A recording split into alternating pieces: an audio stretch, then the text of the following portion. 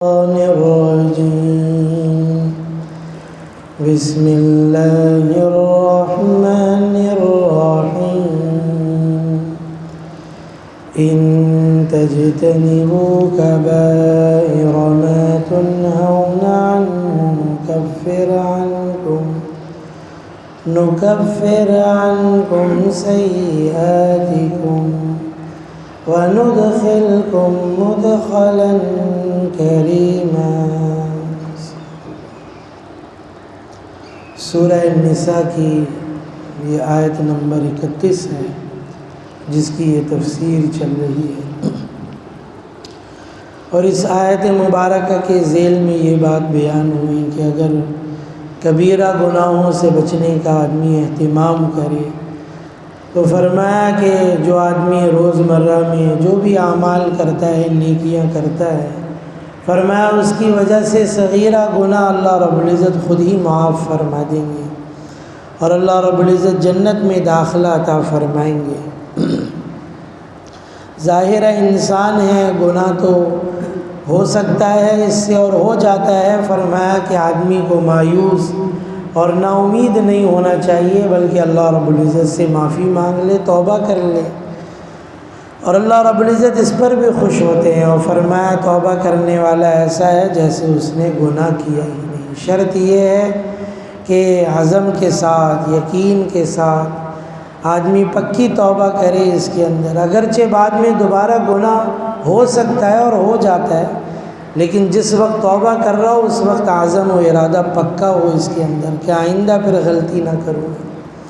باقی صغیرہ اور کبیرہ گناہ کون سے ہیں، کن کو صغیرہ کہا گیا، کبیرہ کہا گیا، اس پر کچھ بات کل کے درس میں آئی تھی، اور پھر میں نے یہ بات بھی عرض کی تھی بعض علماء نے یہ کبیرہ گناہوں کو جمع بھی کیا ہے جو مختلف احادیث میں بیان کیے گئے ہیں، اور بعضوں نے ان گناہوں کے ساتھ اس کے مختلف انواع کو بھی شامل کیا ہے، تو کسی میں تعداد زیادہ ہے، کسی نے کم بیان کی ہے۔ اس سے متعلق کچھ روایات کل میں نے یہ عرض کی تھی، کچھ مزید احادیث ہیں وہ بھی عرض کر دیتا ہوں اس کے اندر۔ اس میں جیسے صحیح بخاری کے اندر ایک روایت میں رسول اللہ صلی اللہ علیہ وسلم نے فرمایا کہ شرک کرنا، ناحق قتل کرنا، یتیم کا مال ناجائز طریقے پر کھانا، سود کی آمدنی کھانا، میدان جہاد سے بھاگنا، اور پاک دامن عورتوں پر تہمت لگانا، اور ماں باپ کی نافرمانی کرنا، اور بیت اللہ کی بے حرمتی کرنا، ان سب چیزوں کو کبیرہ گناہوں میں شمار کیا ہے۔ اب اس میں بہت ساری چیزیں ایسی ہیں جو قرآن کریم میں بھی بیان ہوئی، شرک کی مذمت قرآن کریم میں بھی بیان ہوئی ہے، قتل کے بارے میں بھی، ناحق قتل کے بارے میں بھی قرآن کریم میں بیان ہوئی، یتیم کا مال کھانا، اس کی مذمت، اس کی برائی قرآن کریم میں بھی بیان ہوئی، سود کی لعنت، اس کی برائی، اس کی خرابی، یہ بھی قرآن کریم میں بیان ہوئی۔ ایسے یہ بھی چیز کہ میدان جہاد کے اندر استقامت رہے، ثابت قدم رہے، اس کو بھی بیان کیا گیا ہے مستقل طور پہ۔ اکثر ایسی چیزیں ہیں جو قرآن و حدیث میں ہی بیان ہوئی، دونوں جگہ پر ایک ساتھ۔ اور جیسے پھر یہ چیز اس کے اندر بیان کر دی، تو یتیم کے مال سے متعلق فرمایا کہ جیسے قرآن کریم نے بھی فرمایا بہت ہی بری چیز ہے یہ، اور فرمایا کہ بہترین گھر وہ ہے زمین پر کہ جس گھر کے اندر کوئی یتیم ہو اور اس کے ساتھ اچھا سلوک کیا جائے، اس کے اندر برابری کا سلوک کیا جائے اس کے اندر۔ سود سے متعلق ویسے بھی پہلے بھی بات ہوئی ہے، ظاہر بات ہے بہت ہی بری چیز ہے، اللہ اور اس کے رسول کی طرف سے اعلان جنگ ہے، اور معیشت کی سب سے بڑی بربادی انفرادی ہو یا اجتماعی ہو، ریاستی سطح پر ہو، اس کے لیے سب سے بڑی بنیادی وجہ یہ سودی نظام ہے جو کبھی ختم نہ ہونے والی چیز ہے۔ آدمی اس کے اندر زندگی بھر موت تک جکڑا رہتا ہے، اور بلکہ ایک چلا جائے تو دوسرے کے سر پہ یہ چیزیں ڈال دی جاتی ہیں، تو اس لیے بہت ہی بری چیز ہے۔ اس کے اندر بھی موت بہرحال برحق ہے، اس کے اندر اللہ کی طرف سے طے ہے وہ تو چیز اس میں۔ تو اس کو بھی یہاں پر بیان کر دیا کہ جب میدان جہاد میں اترو اللہ کی رضا کے لیے لڑنے کے لیے جان دینے کے لیے تو پھر بھاگو نہیں وہاں سے صحیح. اگر موت آنی ہوگی تو وہاں آئے گی اور اگر موت نہیں آنی ہوگی تو نہیں آئے گی. یہ بھی بہرحال اللہ کی طرف سے اس کے اندر. لیکن پیٹھ دکھا کے بھاگنا اس وقت میں کیونکہ تم نمائندے ہو اللہ کی طرف سے دین کی طرف سے, ایسے میں بزدلی دکھانا اور پیٹھ دکھا کے بھاگنا یہ تو بہت ہی بری چیز ہے. عورتوں پر یعنی پاک دامن عورتوں پر تہمت لگانا اس کے اندر, اس کے لیے سزا قرآن کریم میں بھی بیان کر دی کہ یا تو جو الزام لگایا اس کو ثابت کرو اور اگر ثابت نہیں کر سکتے تو پھر سزا ہوگی. اب اس کے اندر تو بہرحال ایک تو یہ کہ الزام لگائے آدمی جو ہے اس اعتبار سے کہ زنا کیا ہے بدکاری کی ہے تو اس کو ثابت کرنا پڑے گا. ایک تو یہ چیز ہے. اس کے لیے تو پھر شرعی وہ تقاضے ہیں اور الزام بھی کیونکہ اس نوعیت کا ہے تو پھر اس کے شرعی تقاضے پورے دیکھے جائیں گے. لیکن اگر کوئی آدمی اس اعتبار سے الزام نہیں لگاتا بلکہ کوئی اور گناہ کا الزام لگاتا ہے یا اس سے کم گناہ کا الزام لگاتا ہے اس کے اندر تہمت لگاتا ہے اس کے اندر تو اس کو بھی کہا جائے گا کہ ثابت کرو. اگرچہ اس کے ثابت نہ کرنے پر وہ والی سزا جاری نہیں ہوگی, وہ حد جاری نہیں ہوگی, لیکن بہرحال اس کے اندر بھی اگر وہ کسی پر الزام لگاتا ہے اور اس کو ثابت نہیں کر پاتا تو قاضی کو شریعت نے اختیار دیا اس کو تنبیہ کرے, کوئی تھوڑی بہت پٹائی کرے اس کے اوپر, اس پہ تنبیہ کرے. اور یہ بھی چیز بہت ضابط ہے. عزت آدمی کے پاس سب سے بڑا سرمایہ ہوتا ہے, بمال و دولت اور باقی چیزیں اس کے اندر. ظاہر سی بات ہے اس چیزوں کی وجہ سے نسلیں متاثر ہو جاتی ہیں اگر یوں تہمت لگائی جائے. پھر ماں باپ کی نافرمانی ہے, بیت اللہ کی بے حرمتی ہے. بعض روایت میں فرمایا کہ آدمی دارالکفر کو چھوڑ کے دارالہجرت میں آ گیا, یعنی جہاں پر مسلمان آ رہے تھے اگرچہ وہ ابھی فی الحال ویسا اسلامی ملک نہ بھی بنا ہو لیکن اکثر مسلمان وہاں ہجرت کر رہے ہیں. تو فرمایا کہ دارالکفر چھوڑ کے دارالہجرت میں آ گیا. لیکن پھر کسی وجہ سے وہ دوبارہ دارالہجرت کو چھوڑ کے دارالکفر میں چلا جاتا ہے, کسی بھی وجہ سے کہ میرا گھر وہاں ہے, میرے بیوی بچے وہاں ہیں, میرا مال وہاں ہے, میرا روزگار وہاں تھا, کوئی بھی ایسی چیزیں اس کے اندر.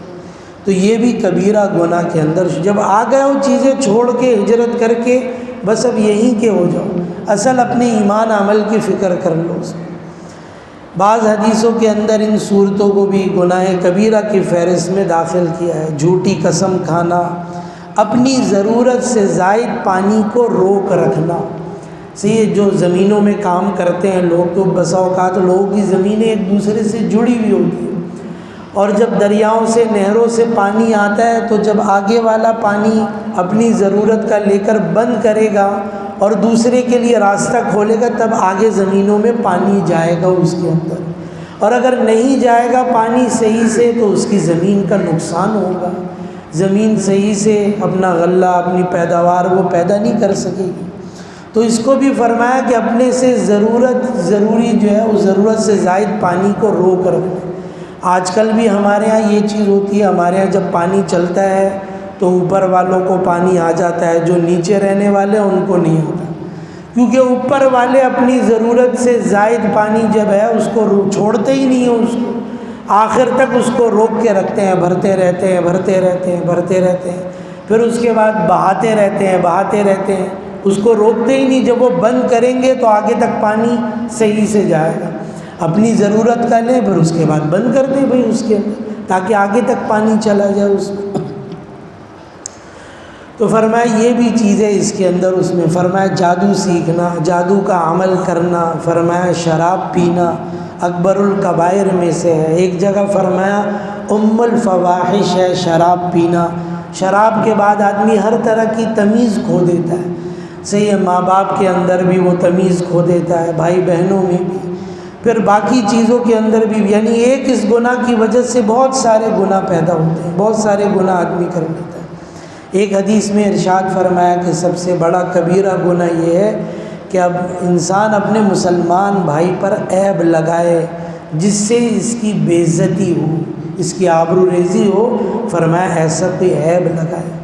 ایک حدیث میں ہے جس شخص نے بغیر کسی شرعی عذر کے دو نمازوں کو ایک وقت میں جمع کر دیا تو وہ کبیرہ گناہ کا مرتکب ہو گیا۔ کوئی عذر نہیں تھا، بغیر عذر کے دو نمازوں کو ایک ساتھ جمع کر دیا۔ مطلب یہ ہے کہ کسی نماز کو اپنے وقت میں نہیں پڑھا اور قضا کر دیا۔ بعض روایات میں ہے، حدیث میں ارشاد ہے کہ اللہ تعالیٰ کی رحمت سے مایوس ہونا بھی کبیرہ گناہ ہے، اس کے عذاب و سزا سے بے فکر اور بے خوف ہو جانا بھی فرمایا کبیرہ گناہ ہے۔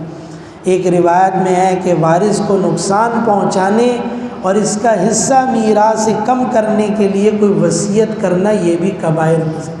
آدمی چاہتا ہے کہ میرا بیٹا ہے فلاں اور وہ میرا نافرمان تھا، اب اس کو میں محروم کر دوں، اس کا حصہ کم ہو جائے، یا ایسے ہی کسی اور کے لیے بھی، کسی اور وارث کے لیے، اور پھر آدمی کوئی ایسا طریقہ اختیار کرتا ہے تو فرمایا کہ یہ بھی فرمایا کبائر میں سے۔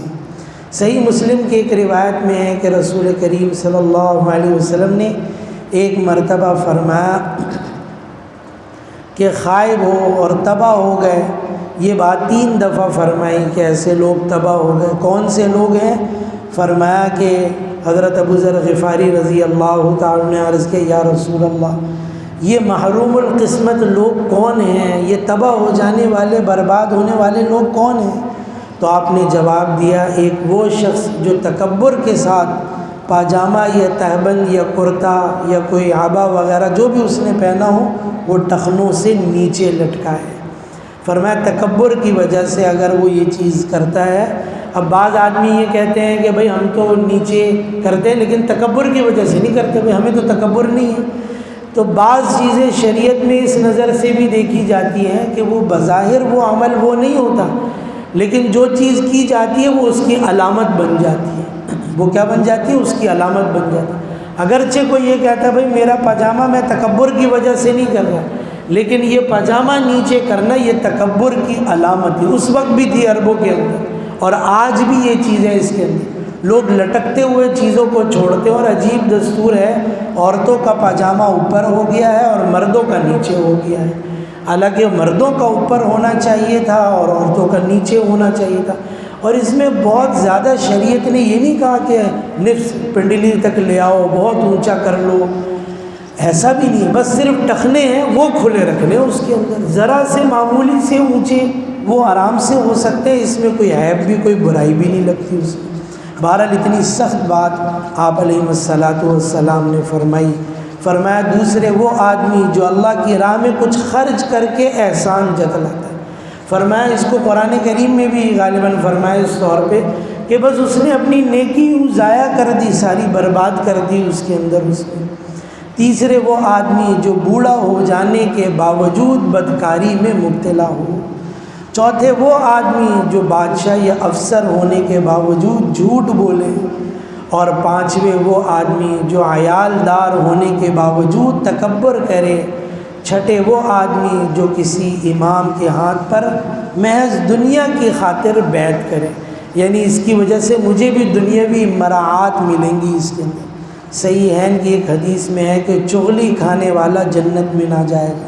نسائی اور مسند احمد وغیرہ کی ایک حدیث میں چند آدمی جنت میں نہ جائیں گے: شرابی، ماں باپ کا نافرمان، رشتہ داروں سے بلا وجہ قطع تعلق کرنے والا، احسان جتلانے والا، جنات و شیاطین اور دوسرے ذرائع سے غیب کی خبریں بتانے والا، اور دیوس یعنی اپنے اہل و عیال کو بے حیائی سے نہ روکنے والا۔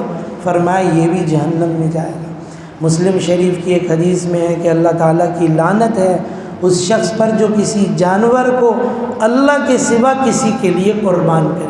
آدمی اب اللہ نے دیا ہے مال اور آدمی اس مال کو، چیزوں کو دوسروں کے نام پر خیرات کر رہا ہے، کسی دوسرے کا نام لے کے، تو فرمایا یہ بھی بہت ہی بری چیز ہے۔ اللہ رب العزت سمجھنے کی، عمل کی توفیق دے۔ الحمدللہ۔